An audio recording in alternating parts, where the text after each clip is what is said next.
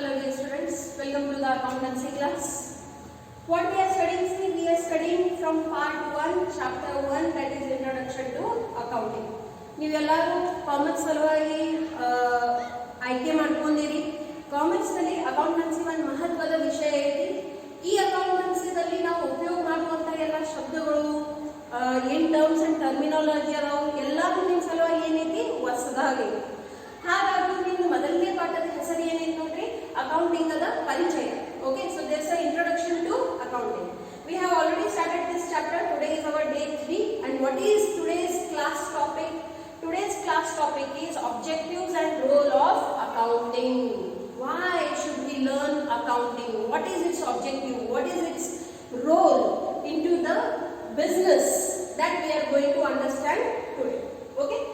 Before that, let us understand what are the qualitative characteristics of accounting information. ನೋಡ್ರಿ, ಯಾವುದೇ ಮಾಹಿತಿ ಈಗಿನ ಕಾಲ ಅಂದ್ರೆ ನೋಡ್ರಿ ಇನ್ಫಾರ್ಮೇಶನ್ ಅದ ಯುಗ ರೆಡಿ ಆಗ್ತೈತಿ. This is a time when everybody is running behind information. The elections are run on the basis of the information they have. The campaigns and everything is prepared on the information they have. The products are launched.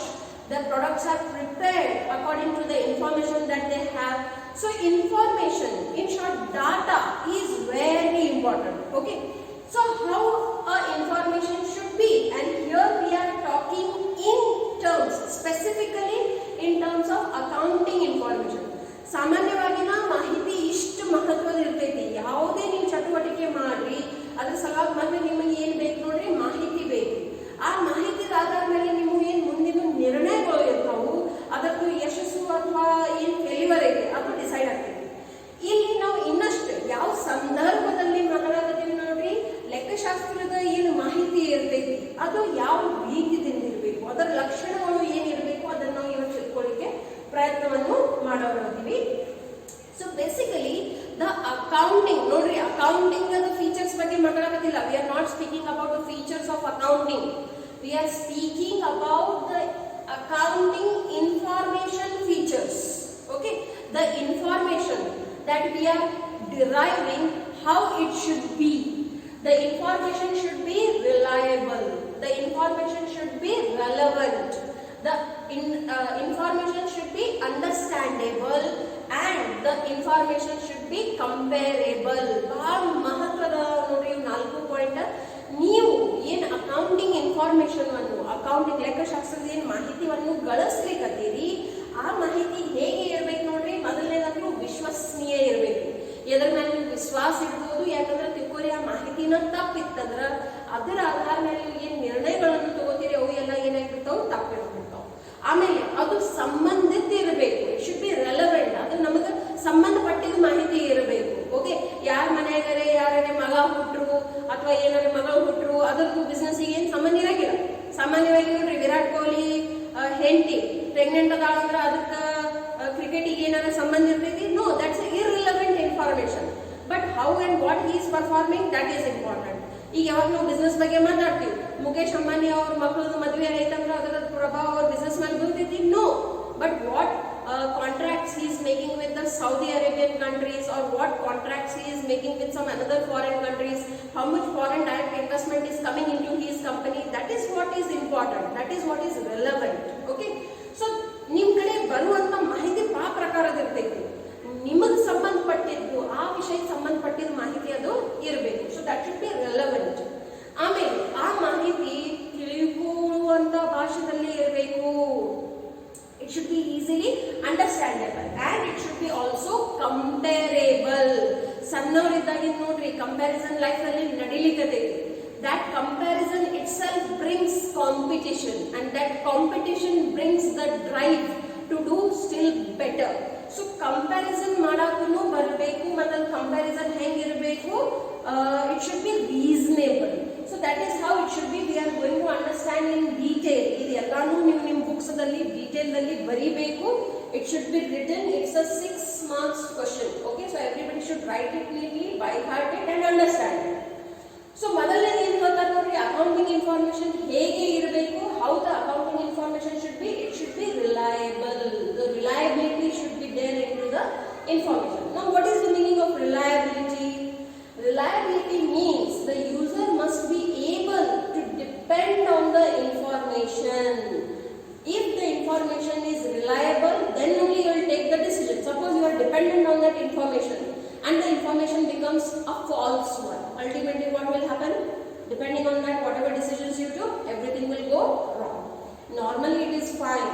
when we speak about business, money is involved, creditability is involved, your goodwill is involved, your name is involved. So when many things are at stake, it should be very necessary that the information that you have, that should be reliable. Okay, the reliability of accounting information is determined. Now how do we understand whether this information is reliable or not? So it is determined by the degree of correspondence between what information conveys about the transactions or events that have occurred, measured or displayed. So whatever transactions are happening into the business and what information is revealing, what it is showing, depending upon that you will understand whether that information is reliable or not. Okay, a reliable information should be free from error. Okay, error ಅಂದ್ರೆ ಯಾವುದೇ ಪ್ರಕಾರದ mistake ನಿಮ್ಮಿಂದ ಆಯಿತು, ನಿಮ್ಮ ಮಷೀನ್ದಿಂದನೂ ಆಯಿತು, human error ಆಗಲಿ machine error ಆಗಲಿ ಆಗಬಾರ್ದು. ಡೆಲಿಬ್ರೇಟ್ ಇರಲಿ ಅನ್ಡೆಲಿಬ್ರೇಟ್ ಇರಲಿ ಯಾವುದೂ ಮಿಸ್ಟೇಕ್ ಆಗಬಾರ್ದು. ಡೆಲಿಬ್ರೇಟ್ ಅಂದ್ರೆ ಏನು, ಬೇಕಾಗ್ತದೆ. ಸೊ ಬೇಕಾಗ್ಲೇನು ಯಾವ ಮಿಸ್ಟೇಕ್ ಮಾಡಿರಬಾರ್ದು, ಬೈ ಮಿಸ್ಟೇಕ್ನು ಯಾವ mistake ಆಗಿರಬಾರ್ದು. Then only that information will become useful. Otherwise that information is of no use.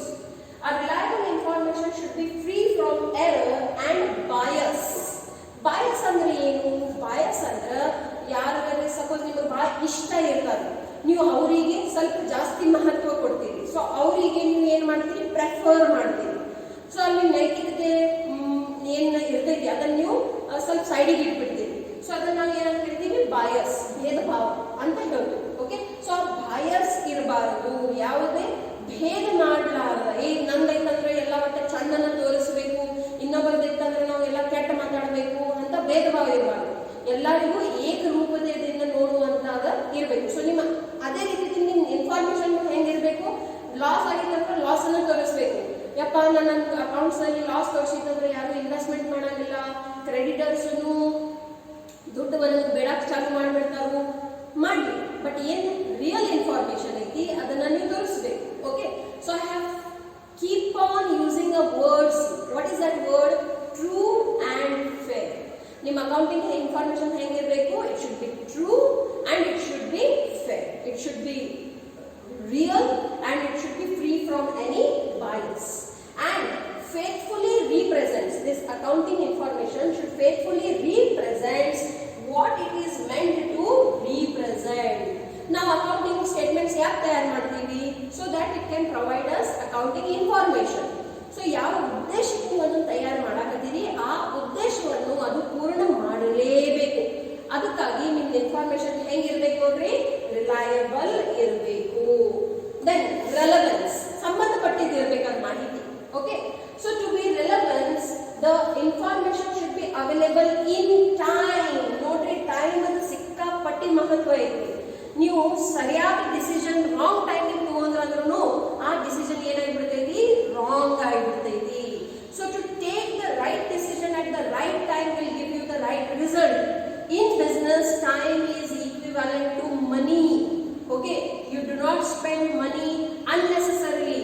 Then why you are spending that time unnecessarily, wasting that time?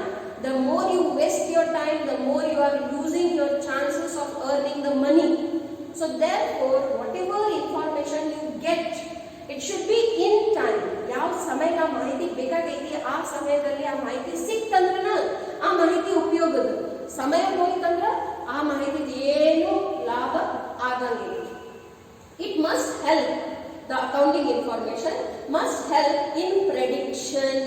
ನೋಡ್ರಿ, ಭವಿಷ್ಯದ ಗರ್ಭದಲ್ಲಿ ಏನೈತಿ ಯಾರಿಗೂ ಗೊತ್ತಿಲ್ಲ. ಬಟ್ ನಮಗೇನು ಅನುಭವಗಳು ಆಗ್ಯಾವು on the basis of the past experiences and the present situations, we try to predict the future. And if the past informations are right and if you are able to understand the present situations correctly, you can predict the future. So this information, whatever accounting information you have, it helps in prediction for the future projects, for the future projects, whatever you want to do. And feedback, that feedback is very important. Nodri, yav manager feedback ಕೇಳಂಗಿಲ್ಲ ಆ institute ಮುಂದೆ ಹೋಗಂಗಿಲ್ಲ. So feedback is very important. Okay, so it's important that the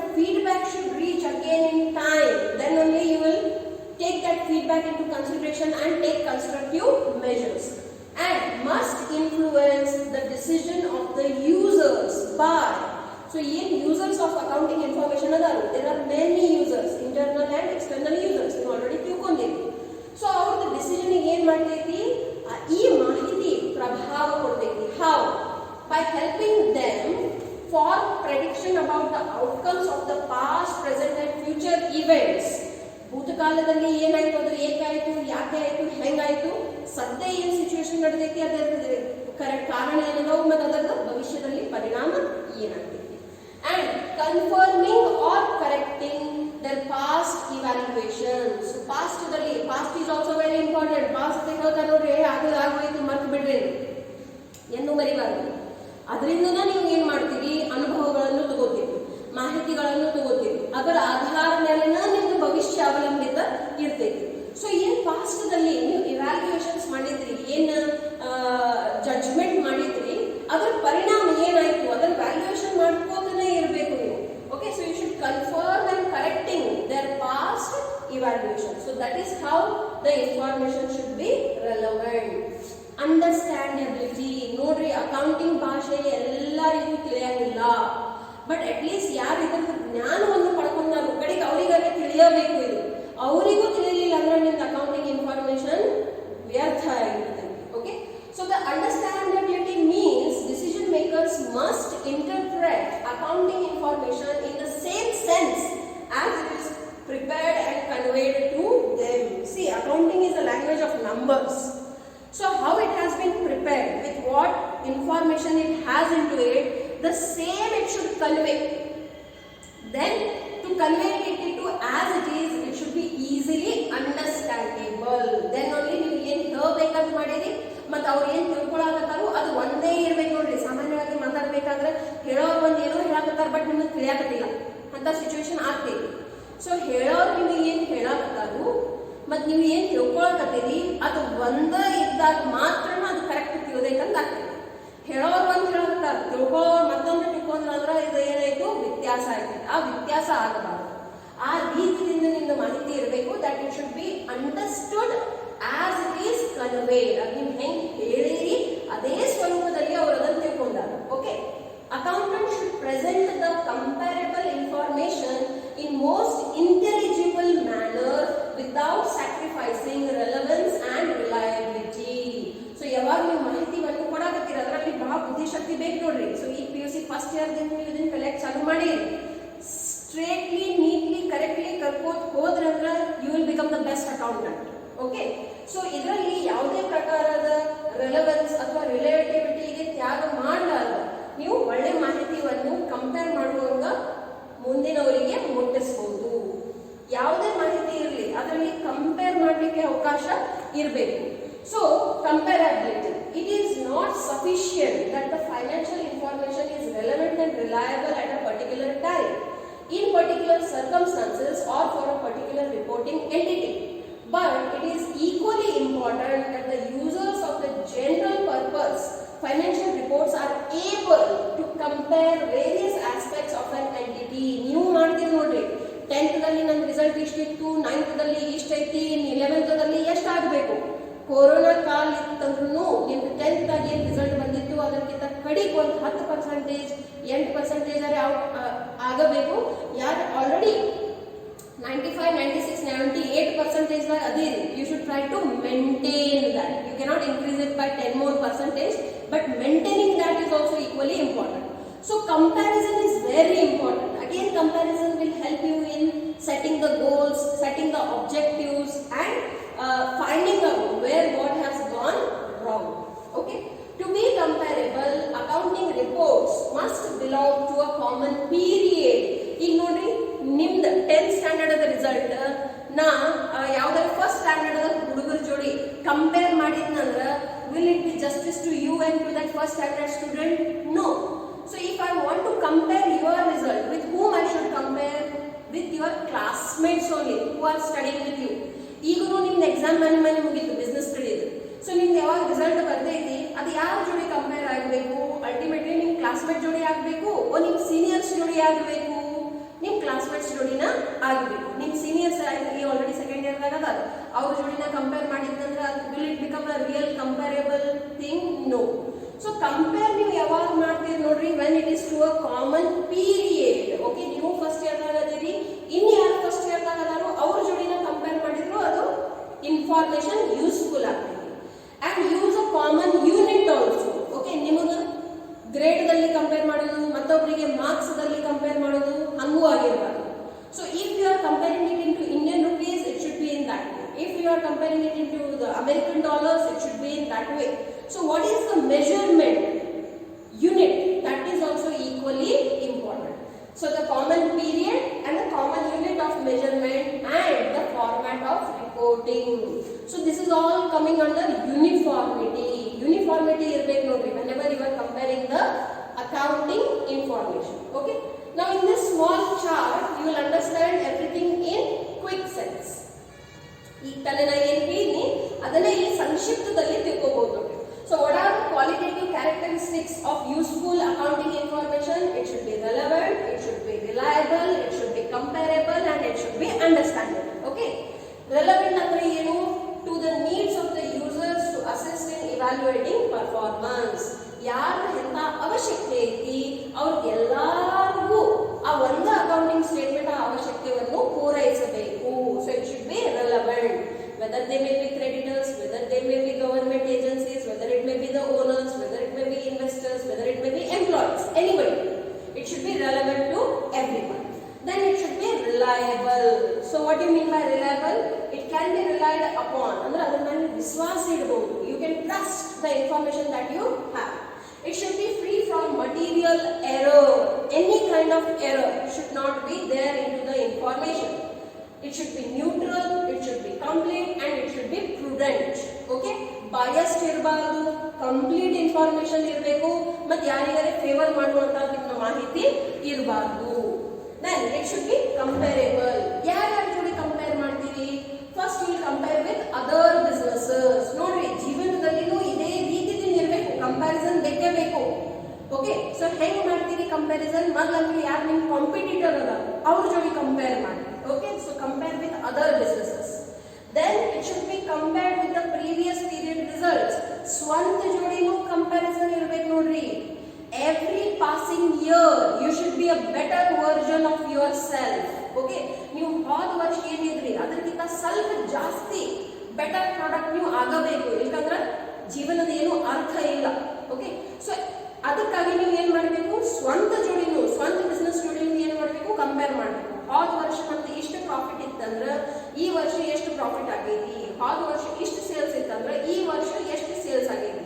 so you should compare with other businesses as well as you should compare your results with the previous year's results also. Okay, lastly it should be understandable. It must be presented so as it is understandable to users. Okay, ನೀವು accounting information ಮಂದಿಗೆ ತೋರಿಸ್ತೀರಿ, present ಮಾಡ್ತೀರಿ, ಅದು ಸರಳತೆಯಿಂದ ತಿಳಿಯುವಂತ ಭಾಷೆಯಲ್ಲಿ ಇರಬೇಕು. ಅದಕ್ಕಾಗಿನ ಒಂದು common format ಎಲ್ಲರಿಗೂ ಕೊಟ್ಬಿಟ್ಟಿರ್ತಾರೆ. ಅದಕ್ಕಾಗಿನ ನೀವು accountancy ಕಲಿಯಬೇಕು.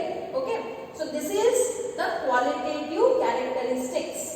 Now let us come to the objectives. ನೋಡ್ರಿ, whatever we learn, it has some aim, it has some goal, it has some objectives. Without that there's no need to learn anything new, isn't it? ಯಾವುದೇ ಒಂದು ವಸ್ತುದು ಅಥವಾ ಒಂದು ಮಾಹಿತಿದು ಎಲ್ಲಿ ತನಕ ಉದ್ದೇಶ ಇಲ್ಲ ನೀವು ಅದನ್ನು ಕಲಿಯೋ ಅವಶ್ಯಕತೆನೇ ಇಲ್ಲ. ಸೊ ಅಕೌಂಟೆನ್ಸಿ ಕಲಿಬೇಕಾದ್ರೆ, ಅಕೌಂಟಿಂಗ್ ಕಲಿಬೇಕಾದ್ರೆ ಏನು ಉದ್ದೇಶ ಐತಿ, ಏಕೆ ಕಲಿಬೇಕು ನಾವು ಇದನ್ನು? First, maintenance of records of business transaction. ನೋಡ್ರಿ, ಬಿಸ್ನೆಸ್ ನಲ್ಲಿ ದುಡ್ಡು ಇನ್ವಾಲ್ವ್ ಐತಿ, money is involve, and if you do not keep the record of the money, how it is coming, how it is going, where did you earn from, where did you spend it from, it will become a huge chaos. Because nodri manshan memory eštaithi ಸ್ವಲ್ಪ ಐತಿ, you cannot remember each and everything. So it's important that you should maintain the records of your business transaction, not personal transactions. So ಎಂಥ ಮಾಹಿತಿಯನ್ನು ನೀವು maintain ಮಾಡ್ಕೋಬೇಕು? ವ್ಯಾಪಾರ ಸಂಬಂಧಿತ ಏನೇನು ವ್ಯವಹಾರಗಳು ನೀವು ಮಾಡಕತ್ತೀರಿ ಅದು ಕಂಪಲ್ಸರಿ ಮೇಂಟೈನ್ ಮಾಡಬೇಕು. ಇದು ಮೊದಲನೇ ಉದ್ದೇಶ. Second, for the calculation of profit or loss. Why do we maintain the records? To know whether at the end of the financial year the business has earned profit or it has suffered losses. Then depiction of financial position. ಒಂದು ವರ್ಷ ಮುಗಿದ ಮೇಲೆ ನಿಮ್ದು ಆರ್ಥಿಕ ಪರಿಸ್ಥಿತಿ ಏನೈತಿ ಎಷ್ಟೈತಿ ಅದನ್ನು ಕಂಡುಹಿಡಿಯಲಿಕ್ಕೆ ನಾವು ಏನ್ ಮಾಡಬೇಕು, ರೆಕಾರ್ಡ್ಸ್ ಗಳನ್ನು ಮೇಂಟೈನ್ ಮಾಡಬೇಕು. Now how do we find out the profit or loss? We find it out by the preparation of trading and P&L account if it is a trading concern. If it is a manufacturing unit, you will have to prepare manufacturing account, trading and P&L account, and to know the financial position, you will prepare a balance sheet. Lastly, providing accounting information to its users. So after preparation of these financial statements, what you will do, you will give this information for all the users who are interested. Okay? Idannu now ಏನು ಮಾಡಿದ್ವಿ, we have shown it into a small table, see, so it becomes easier for you to remember what are the objectives of accounting, the 4 points, and how it will be done. It is shown in this small diagram. So what is the first objective? Systematic recording of business transactions. Whatever business transactions are happening into your business, you have to maintain a systematic record. But ಈ PUC first year ದಲ್ಲಿ ಮೂರನೇ ಪಾಠದಿಂದ ನೀವು ಇದನ್ನು ಕಲಿಯೋರಲ್ಲಿ you are going to learn this from your third chapter. Currently first chapter is going on. Okay, so how do we maintain the systematic record? For that we need to maintain a bookkeeping.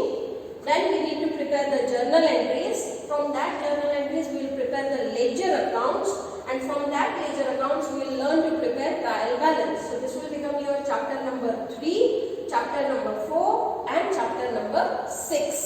Okay, so ಇಲ್ಲಿ ತನಕ ನಿಮ್ದು chapter number 6 ತನಕ ಹೋಗ್ತೈತಿ.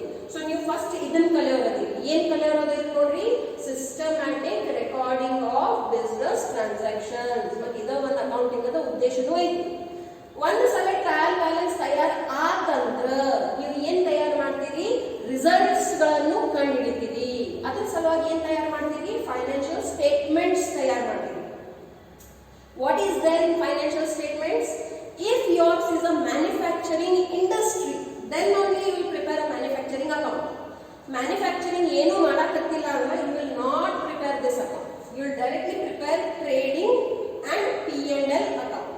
Trade means what? Buying and selling of goods.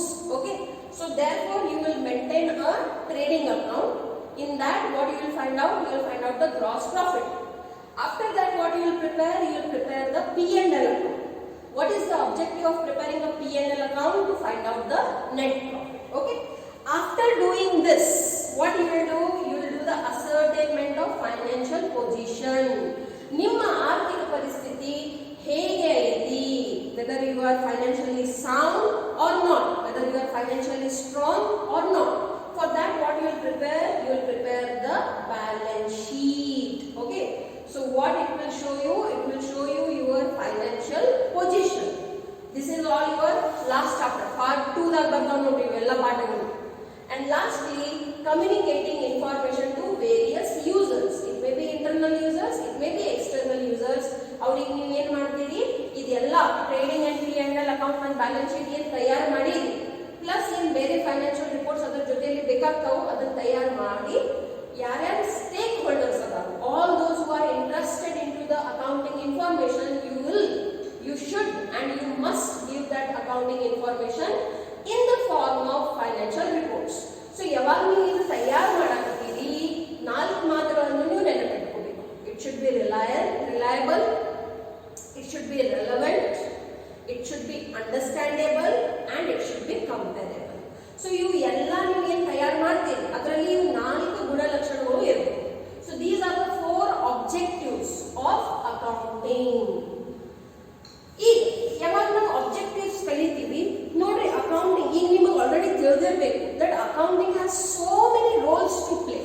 ಯಾವಾಗ ನಾವು ಅಂತ ಹೇಳ್ತೀವಿ ಒಂದು ಹೆಣ್ಣು ಎಷ್ಟೊಂದು ರೋಲ್ಸ್ ಗಳನ್ನು ಪ್ಲೇ ಮಾಡ್ತಾವೆ. She is a mother, she is a sister, she is a daughter, she is a friend.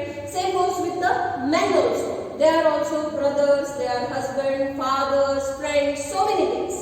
So one person plays so many roles.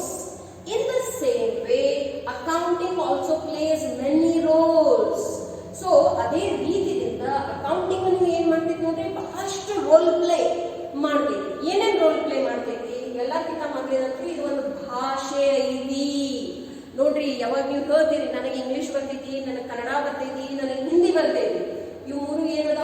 ಭಾಷೆಗಳು. ಅದೇ ರೀತಿಯಿಂದ ಕಾಮರ್ಸ್ ಮುಗಿದ ತಕ್ಷಣ ನಿಮಗೆ ಮತ್ತೊಂದು ಭಾಷೆ ಯಾವ್ದು ಬರ್ತೈತಿ ನೋಡ್ರಿ, ಅಕೌಂಟೆನ್ಸಿ ಭಾಷೆ ಬರ್ತೈತಿ. What it is a language, accounting language. ಎಲ್ಲರಿಗೂ ಬರಂಗಿಲ್ಲ. ಸೈನ್ಸ್ ವಿದ್ಯಾರ್ಥಿ ಬರ್ಬೋದು, ಇದು ಇಲ್ಲ. ಆರ್ಟ್ಸ್ ವಿದ್ಯಾರ್ಥಿ ಇದು ಬರ್ಬೋದು, ಇಲ್ಲ. ನಿಮಗೆ ಯಾಕೆ ಬರ್ತೈತಿ? ಯಾಕಂದ್ರೆ ನೀವು ಇದನ್ನು ಕಲಿಯಾಕತ್ತೀರಿ. Okay, so it is perceived as the language of business. ಇದು ಯಾವ ಭಾಷೆ ಐತಿ? ವ್ಯಾಪಾರಿಗಳ ಭಾಷೆ ಐತಿ. It's a language of business which is used to communicate information on enterprise. So obviously the business is the language aytandre idralli maatunu yavu agtೈತಿ, business adana agtೈತಿ. Then it also plays a role as a historical record. ಇತಿಹಾಸದಲ್ಲಿ ಏನೇನಾಯ್ತು business ದಲ್ಲಿ ಪ್ರತಿ ವರ್ಷ ಏನಾಗ್ತೈತಿ ಎಲ್ಲಾನು ನೀವು ಬರೆದಿರ್ತೀರಿ. So ಇವತ್ತಿನ 10 ವರ್ಷ ಮೊದಲಿನ ಮಾಹಿತಿನೂ ನಿಮಗೆ ಬೇಕಂದ್ರೆ ಈಸಿಲಿ ಸಿಗ್ತೈತಿ. 100 ವರ್ಷ ಮೊದಲಿನ ಮಾಹಿತಿ, ಸಪೋಸ್ ನಿಮ್ಮ ಬಿಸ್ನೆಸ್ 100 ವರ್ಷದ ಐತಂದ್ರೆ ಅದರ ಮಾಹಿತಿನೂ ನಿಮಗೆ ಸಿಗ್ತೈತಿ. So it maintains the record of each and everything. So what ever is past, it is history. So it maintains a historical record also. It is viewed as chronological record. Now here it is important to understand chronology. What do you mean by chronology? Date wise. ನೋಡ್ರಿ, ನಾವು business ದಲ್ಲಿ every date wise ಅನ್ನ ಎಲ್ಲ transactions ಗಳನ್ನು ಬರೀತೀವಿ. Date wise ಆದ ನಂತರ ಅದು month ಒಳಗೆ ಕ್ಯಾಲ್ಕುಲೇಟ್ ಆಗ್ತೈತಿ, ಮಂತ್ ಆದ ನಂತರ ಅದು ಇಯರ್ ದಲ್ಲಿ ಕ್ಯಾಲ್ಕುಲೇಟ್ ಆಗ್ತೈತಿ. So in this way year by year you will go on maintaining the records of your business. So you will also use your past information for predicting the future. But how this information should be? It should be in a chronological way. Chronological ಅಂದ್ರೆ ಏನು? Date wise ನೇ ಇರಬೇಕು. ಮೊದಲು December ಬರೆಯೋದು, ಆಮೇಲೆ October ಬರೆಯೋದು, ಹಂಗೆ ನಡೆಯಂಗಿಲ್ಲ. ಮೊದಲು ಅಕ್ಟೋಬರ್ ಅನ್ನ ಬರ್ತೈತಿ, ಆಮೇಲೆ ನವೆಂಬರ್ ಬರ್ತೈತಿ, ಆಮೇಲೆ ಡಿಸೆಂಬರ್ ಬರ್ತೈತಿ. Okay, so it should be a chronological record of financial transactions of an organization at actual amounts involved. ಈ ಯಾವಾಗ ನೀವು ಅಮೌಂಟ್ ಬರೆಯಕತ್ತೀರಿ ಅದು ಹೆಂಗಿರಬೇಕು? ಎಷ್ಟದ್ರಾಗ ಇನ್ವಾಲ್ವ್ ಐತಿ ಅಷ್ಟೇ ಇರಬೇಕು. ನಿಮ್ಮ ಅಂದಾಜುದಾದ ಮೇಲೆ ಹೆಚ್ಚು ಕಮ್ಮಿ ಮಾಡಿ ಬರೆಯಕಾಗ ಅಂದ್ರೆ ಇಲ್ಲಿ ಅಂದಾಜು ನಡೆಯಂಗಿಲ್ಲ ನೋಡ್ರಿ. ಅದು ಹೆಂಗಿರಬೇಕು? ಅಕ್ಯುರೇಟ್ ಇರಬೇಕು, ಎಕ್ಸಾಕ್ಟ್ ನ ಇರಬೇಕು. So actual amount involve. So ಇದರಿಂದ ಏನಾಗ್ಬಿಡ್ತೈತಿ? ಇದೇನು ಮಾಹಿತಿ ಐತಿ ಇದು ಬಹಳ ವಿಶ್ವಸನೀಯ ಮಾಹಿತಿ ಆಗಿಬಿಡ್ತೈತಿ. So the historical records are there, it's in the chronological manner and it's in the actual amount. So suppose ನಿಮಗೆ ಯಾರ ಕಡೆಯಿಂದ ದುಡ್ಡು ಬರುವುದೈತಿ, 2 ವರ್ಷ ಮೊದಲಿಂದ ಐತಿ, ಏನೋ ಒಂದು ರೀತಿಯಲ್ಲಿ ನೀವು ಮರೆತು ಹೋಗ್ಬಿಟ್ಟಿರಿ. So if you find out the books, you will again come to know, yes, that much amount is yet to be received. Now, as current economic reality, it is like a mirror, it will show you the real position. Okay, ಎಂದು ಕನ್ನಡಿ ಸುಳ್ಳು ಮಾತಾಡಂಗಿಲ್ಲ ನೋಡ್ರಿ, ಅದು ಏನೈತಿ ಹೆಂಗೈತಿ ಹಂಗ ಹೇಳ್ತೈತಿ. So this is also a current economic reality. ಏನದು? Accounting. It is viewed as the means of determining the true income. ಇದು ಬಹಳ ಮಹತ್ವದ ಐತಿ ನೋಡ್ರಿ. ನಿಮ್ದು ಎಕ್ಸಾಕ್ಟ್ ಇನ್ಕಮ್ ನಿಮಗೆ ಗೊತ್ತಿತ್ತಂದ್ರೆ ಅದರ ಆಧಾರ ಮೇಲೆ ಬಜೆಟ್ ತಯಾರಾಗ್ತಾವ, ಅದರ ಆಧಾರ ಮೇಲೆ ಎಕ್ಸ್ಪೆನ್ಸಸ್ ಅಂಡ್ ಸೇವಿಂಗ್ಸ್ ಡಿಸೈಡ್ ಆಗ್ತೈತಿ. ಸಪೋಸ್ ನಿಮ್ ಇನ್ಕಮ್ ಬಗ್ಗೆ ನಿಮಗ ಒಂದು ತಪ್ಪ ಮಾಹಿತಿ ಐತಿ ಅಂದ್ರೆ ಮುಂದಿನ ಎಲ್ಲ ಗಣಿತನು ಎಲ್ಲ ತಪ್ಪನ ಆಗಿರ್ತೈತಿ. So it will give you the information of your true income of an entity, namely change of wealth over time. Okay, ಈಗ ನೋಡ್ರಿ, ಮನುಷ್ಯ ಕಾಯಂ ಬೆಳಿಬೇಕಾದ್ರನ್ನ ಪ್ರಯತ್ನ ಮಾಡ್ತಿರ್ತಾನೆ. ಸೊ ಸಮಯದಲ್ಲಿ ಹೇಗೆ ನಿಮ್ಮ ಇನ್ಕಮ್ ಜಾಸ್ತಿ ಆಗ್ತೈತಿ, ಯಾವ ರೀತಿಯಿಂದ ನಿಮ್ದು ಆಸ್ತಿ ಜಾಸ್ತಿ ಆಗತೈತಿ, ಅದ್ರದ್ದು ಎಲ್ಲ ಡೀಟೇಲ್ಸ್ ಮಾಹಿತಿ ಇದ್ರಾಗ ನಿಮಗೆ ಏನಾಗ್ತೈತಿ ಸಿಗ್ತೈತಿ. And that's why what you can call it as a current economic reality. Okay, so ನಿಮಗೆ ರಿಯಲ್ ಪೊಸಿಷನ್ ತೋರಿಸ್ತೈತಿ. Then it acts as an information system. ಈಗಿನ ಕಾಲದಾಗ ಮಾಹಿತಿದ ಬಹಳ ಮಹತ್ವ ಐತಿ. So it is viewed as a process that links an information source. ಯಾರು ಕೊಡ್ತಾರ ಮಾಹಿತಿ? ಅಕೌಂಟೆಂಟ್. ಈ ಒಂದು ಭಾಷೆ ಕಲಿತು ನಿಮ್ ಸಲುವಾಗಿ ಸಿಕ್ಕಾಪಟ್ಟಿ ಜಾಬ್ ಅಪರ್ಚುನಿಟೀಸ್ ಅದಾವ ನೋಡಿ. ಕಾಮರ್ಸ್ ಅಲ್ಲಿ 6 ಸಬ್ಜೆಕ್ಟ್ಸ್ ಅದಾವ, ಅದ್ರಾಗಿನ ಒಂದು ಸಬ್ಜೆಕ್ಟ್ ಐತಿ ಅಕೌಂಟೆನ್ಸಿ. ನೀವು ಈ ಒಂದು ಸಬ್ಜೆಕ್ಟ್ ಫುಲ್ ಡೀಟೇಲ್ ಆಗಿ ಕಲಿತ್ರಿ, 100 ಔಟ್ ಆಫ್ 100 ಮಾಡಕ್ ಪ್ರಯತ್ನ ಮಾಡಿದ್ರಿ, ಮತ್ತೆ 100 ಔಟ್ ಆಫ್ 100 ಬೀಳ್ತಾವ ಅಂದ್ರೆ ನಿಮ್ಗೆ ಯಾವ ಜಾಬಿಗೆ ನೀವು ಎಲಿಜಿಬಲ್ ಆಗಿರ್ತೀರಿ. ನೀವು ಉಳಿದ ಸಬ್ಜೆಕ್ಟ್ ಮಾರ್ಕ್ಸ್ ಏನೈತಿ, ರಿಸಲ್ಟ್ ಏನೈತಿ, doesn't make a difference. But if you are good at other subjects also you can apply for higher position. ಎಲ್ಲ ಸಬ್ಜೆಕ್ಟ್ ಅಲ್ಲಿ ಬಹಳ ಶಾಲೆ ಆದ್ರಿ, ದೊಡ್ಡ ಪೊಸಿಷನ್ ಸಲುವಾಗಿ ಅಪ್ಲೈ ಮಾಡ್ತೀರಿ. ಬಟ್ ಅಟ್ ಲೀಸ್ಟ್ ಅಕೌಂಟೆನ್ಸಿನಲ್ಲಿನೂ ಚಲೋ ಇದ್ರು ಅಂದ್ರೆ ನೀವು ಒಂದು ಅಕೌಂಟೆಂಟ್ ಆಗಕ್ಕೆ ಸಾಧ್ಯತೆ ಇರ್ತೈತಿ. ಮತ್ತು ಪ್ರತಿ ಒಂದು ಅಂಗಡಿ ಒಂದು ಅಕೌಂಟೆಂಟ್ ಅವಶ್ಯಕತೆ ಅಂತೂ ಐತೆ ಇದೆ. ಸೊ ಅದರ ಆಧಾರ ಮೇಲೆ ವಿಚಾರ ಮಾಡ್ಕೋರಿ ಜಾಬ್ ಅಪರ್ಚುನಿಟಿ ಎಷ್ಟು ಅದಾವ. ಓಕೆ, ಸೊ ಮಾಹಿತಿ ಎಲ್ಲಿಂದ ಸಿಗ್ತೈತಿ ಅಕೌಂಟೆನ್ಸಿದ ಅಕೌಂಟೆಂಟ್ ಕಡೆಯಿಂದ. Okay, so it is viewed as a process that links an information source. Source means what? From where you get that information. The accountant to set receivers. ಯಾರಿಗೆ ಬೇಕಾದ ಮಾಹಿತಿ? External users. Who are the external users? Bank, investors, creditors, tax authorities. Okay. So by means of a channel of communication. ಯಾವ ಮಾಧ್ಯಮದಿಂದ ತಿಳಿಸ್ತಾರೋ? ಪ್ರತಿಯೊಬ್ಬರಿಗೆ ಹೇಳ್ಕೊತ ಹೋಗೋರು ಇಲ್ಲ. ಯಾವ ಆಧಾರ ಮೇಲೆ? On the financial statements that they are preparing. What are the financial statements? Trading and P&L account and balance sheet. Okay. Lastly, it acts as a commodity. Commodity ಅಂದ್ರೆ ಏನು? Anything, ವಸ್ತು. Okay. So it acts as a commodity. Specialized information is viewed as a service which is in demand in society, with accountants being willing to and capable of providing it. ಅವರು ಆಸಕ್ತಿನೂ ಇರಬೇಕು ಹಂಚಲಿಕ್ಕೆ, ಮತ್ತು ಅವ್ರಿಗೆ ಸಕ್ಷಮನೂ ಇರಬೇಕು. They should be capable of providing it. So it is a commodity. ಈಗಿನ ಕಾಲದಾಗ ನೋಡ್ರಿ, investors invest ಮಾಡಬೇಕಾದ್ರೆ ಹಂಗ ಇನ್ವೆಸ್ಟ್ ಮಾಡಿಬಿಡಂಗಿಲ್ಲ. They will study the accounting statements of the past 1 or 2 years. Depending upon their position, depending upon their results, they will take the decision. Same goes with the bank, same goes with the tax authority, same goes with the creditors. Okay, so everybody is interested in that information. So this accounting acts as a commodity, okay, by using which people, the society by large, will take many decisions. Okay, so with this we have come to an end. In this class we have covered 3 topics. What are those? The features of accounting information, the objectives of accounting, and the role of accounting. So here by large your theory of chapter 1 is completed. In the next class I am going to start the basic terms of accounting, which should and must be by hearted by each and every one of you. Chapter 1 and 2 are your base. ಯಾವುದೇ ಮನೆ ಕಟ್ಟಿಸಬೇಕಾದ್ರೆ ಅದರ pillars ಬಹಳ important ಇರ್ತಾವೆ ನೋಡ್ರಿ. ಅದೇ ರೀತಿಯಿಂದ chapter number 1 and 2 completely theory ಇರುವುದರಿಂದ ನೀವು ಇದನ್ನು ಬೋರ್ ಮಾಡ್ಕೋಬೇಡ್ರಿ. ಇದನ್ನು ಎಷ್ಟು ಸರಿಯಾಗಿ ತಿಳ್ಕೊತೀರಿ, ಅದರ ಮ್ಯಾಲೆ ನಿಮ್ಮೇನು ಅಕೌಂಟೆನ್ಸಿ ನೀವು ಏನು ನಾಲೆಜ್ ಕಟ್ತೀರಿ ಅದು ಅಷ್ಟು ಸ್ಟ್ರಾಂಗ್ ಆಗ್ತೈತಿ. So chapter 1 and 2 being completely theory, you should and must read and by heart each and every word that is given into your PPT notes. Okay, I hope you are understanding my classes. If any issues, kindly call me on this number before 8 o'clock, not after 8 o'clock. Okay, thank you.